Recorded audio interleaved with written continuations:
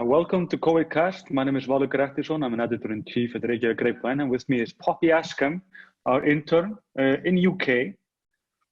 Welcome back. How are you doing? All right, yeah. You know? Yeah. How's England? UK is not getting better, at least. It's not getting much better. I mean, Boris Johnson went into hospital last night. Yeah. The Queen, how is he? The big. Apparently it was just for tests, but it's 10 days into the infection, and that's slightly worrying because longer than a week and you start getting worried that it's gonna be quite serious. Yeah. So that's not good. And they're threatening to take away our exercise. We might not be able to go outside to exercise, which will make us all sad. What? I know. You can't even go out running or anything. Now we can at the minute, but they're saying unless we behave ourselves, they'll take it away because people keep on meeting up in parks and stuff. Yeah, exactly. We're just being badly behaved, basically. A lot of people. But. Yeah, exactly. And and the effects are quite severe. So I know. Yeah. Anyways, we're gonna go over the numbers. The numbers are from yesterday, though. The new ones we're gonna get it in within an hour. But we don't have the whole day, so we're gonna finish this, and you get the newest number for the day tomorrow. But yeah, welcome to COVIDcast.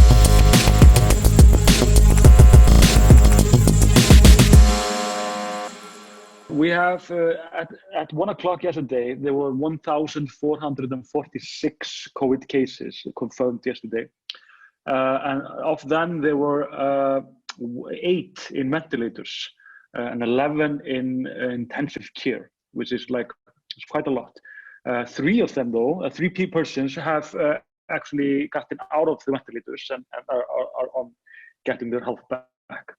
So we also had 6 deaths, right? Poppy, you know a little bit more about it. Deaths. We had 1 Australian tourist, of course, and the other 5 are Icelanders, all over 70, 60, 70, right? Yeah, the one of them's in their 60s, but they've mostly been over 70. Yeah, so there was a couple last week that died within a couple of weeks of each other, which was really tragic. Very tragic, exactly. Yeah. And also there was a man that he's like a legendary both chess player and like a bridge player in Iceland, very well known, but died yesterday, called Sigurður. But his wife also, which was American, she died in the beginning of March, not because of COVID, and he died within a month later. Yeah, he was in the hospital and he was on a ventilator, and then he had this remarkable recovery and got taken off the ventilator, sent home, and then it appears he got ill again and died within a couple of days, just very up and down, which is really upsetting. Then there's also been another tragic. It's been another death in a nursing home, which looks like a really distressing situation.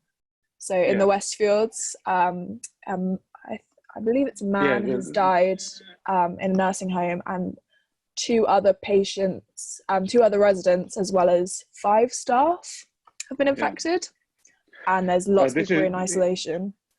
Yeah, this is in a very small town called Bolungarvík. It's very close to Ísafjörður, which is probably it is the biggest and best well-known place there in the Westfjords. It's very.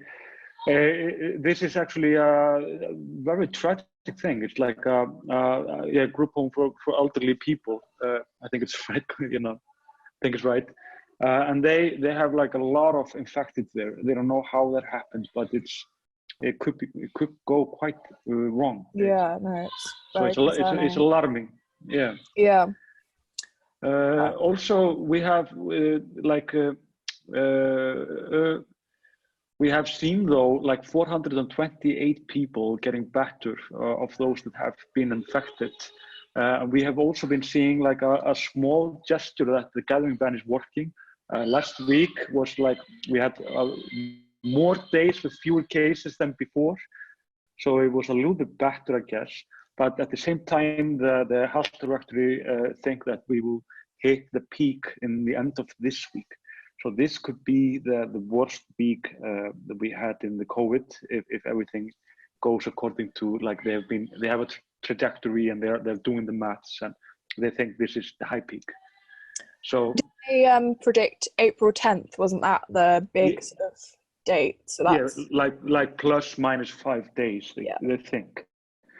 So and we feel like also that it's getting a little bit heavier, of course, but at the same time we're optimistic because we feel like the gathering ban is working, which is but we can't even see it if it's working properly until I think this week. Then we should see like a drop in the numbers, and then we actually know. Yeah, I think Iceland's in a much more positive position than the UK. Definitely, like I think it's working. Yeah, and also we have there was a press meeting yesterday, of course, because transparency is a huge part of how the government is approaching the issue. It's the only way to do it, in my opinion.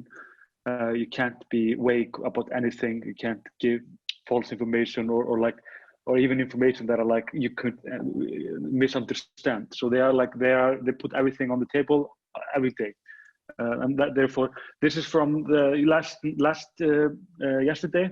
We had like a press meeting with the civil guard, the health directory, and our top doctors when it comes to viruses.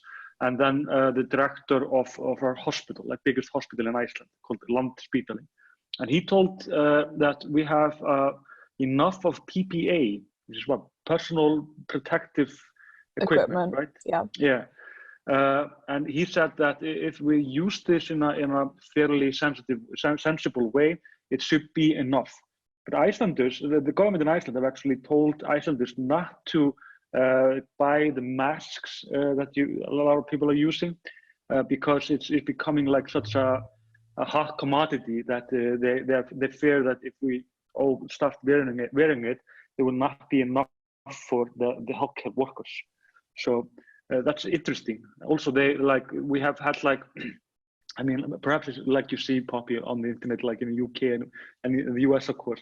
Like people are they are giving like mixed signals, like if they are working or not, masks. But I mean, they definitely work, but they're not as effective as people think. I think it's people are saying it's particularly effective for the asymptomatic cases. Mm-hmm. Just like as in keeping the infected person's stuff, like rather than like protecting you from stuff, it's just keeping the infection inside a mask. Yeah, exactly. Sense. Yeah. So that's interesting. Also, the civil guard have told us not to travel. Icelanders, they are like it's not a ban. Of course, there's a gathering ban. It's still 20 people. They have prolonged that until the 4th of May. May the 4th be with you and all that.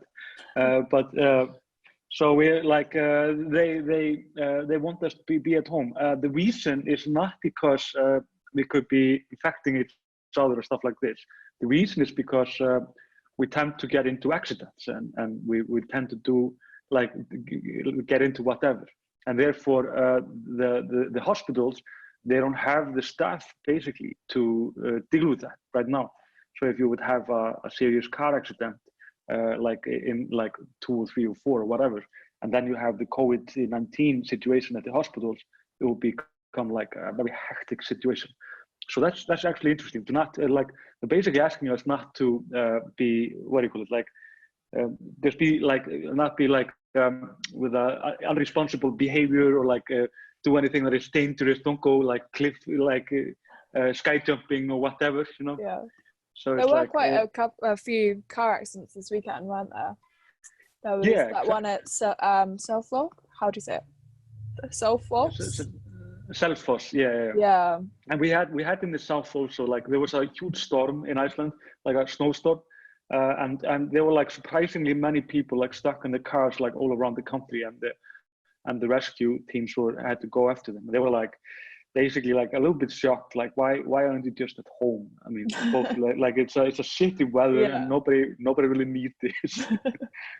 So I mean, yeah, it's like of course, I mean, I understand a lot of people because Iceland have like we have a very strong summer house culture, if you can put it like that. We have very easy access to summer houses through our unions. Many people have them, or parents or friends or whatever, and therefore a lot of people go to the summer houses over the winter. So they are basically saying, please don't do that, because also these places like in Selfoss, if they have like a population of 5,000 and then they have like 5,000 visitors, they don't have the healthcare system to deal with it. So it's basically like, just don't go anywhere, just be where you are, because we have designed the society to basically be proactive against like these things. Ég að taka upp, þú segja hi. There's my kid.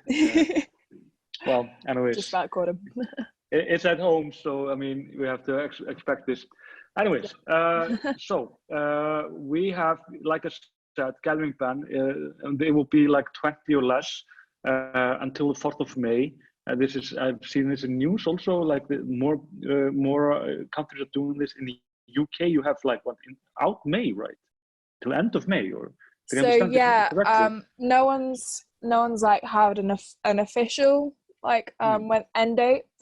So it's being reviewed at the end of I think it's this week or maybe start of next week. It's getting reviewed, but everyone's saying it'll probably be end of May. So yeah, our gathering ban is more than one. Yeah. So, yeah, lockdown's not fun. No, it's very hard, especially for parents. It's like you have to keep your kids. Like we can go outside, of course, and we have a dog, which is like a very nice situation. But it's like, yeah, we only can go like for a few minutes, like for 1 hour or something. But we can't meet any friends or anything. So it's like very like cabin feverish somehow. Also. What's more going on? Yeah, the cruise ships. We are actually going to have cruise ships this summer. I'm not sure who would ever go to a cruise ship trip right now. I would not. I mean, I just hear horror stories of it. But the Directorate of Health was asked about this, and they basically just said that they have a plan. Like if they will come to Iceland, we have a plan, and.